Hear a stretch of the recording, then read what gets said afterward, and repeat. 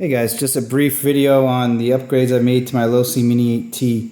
It's a fun little truck on the track, but I found that you need to do some basic upgrades to keep it going. One thing I would recommend first off, do the lipo upgrade. I run a Nanotech 2200 battery. It's got the 40 to 80 C discharge, so it has a nice punch to it.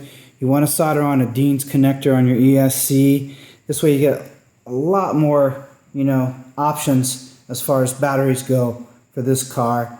I run the stock ESC right now. I haven't found that it hasn't failed me. I don't know if spending another 60 to 85 bucks is going to make a huge difference in the way this car runs. I did upgrade to the Traxxas Velineon motor for the Mini Revo, and I'm running the Hot Racing metal gears. Metal gears are a must on this car. The plastic gears stripped out within the first 5 minutes I had the car. What you might also want to do is find a way to really seal up the area where your spur gear is so that rocks don't get in there, because rocks will ruin the gears easy on this car. I run the RPM rod ends. Stock rod ends just pop off. So get yourself some of the RPM rod ends.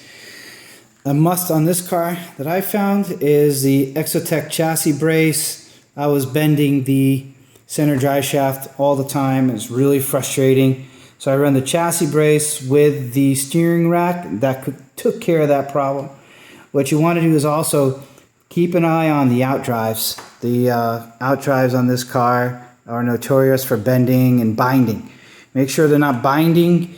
If they do bend, usually you can bend them back in place. You can upgrade them if you want. They have the CVD drive shafts, but it's going to be a little bit more money. Also, keep an eye on your shock oil levels, your shock oil. I think I run 30 in the front, 27 in the back. Proline Caliber tires hook up really well on this car. I run at Hot Rod Hobbies, and it has really good traction. The fronts I have right now are Jconcepts Double Ds. They run pretty good, but they've already worn out after a few rides. So the calibers hold up really well. You can upgrade right off to a HiTec metal servo, but if you're just starting out, you don't really need to do that. Just run stock, get good. Once that stock one breaks, then go ahead and spend the money. Go ahead and upgrade it. Really, you don't have to spend a lot of money on these cars to get them going. I run the basic Spectrum receiver, none of that fancy EVG anti-lock brake, steer for me kind of setup. I like just keeping it simple. So really, you don't have to spend a lot on these cars.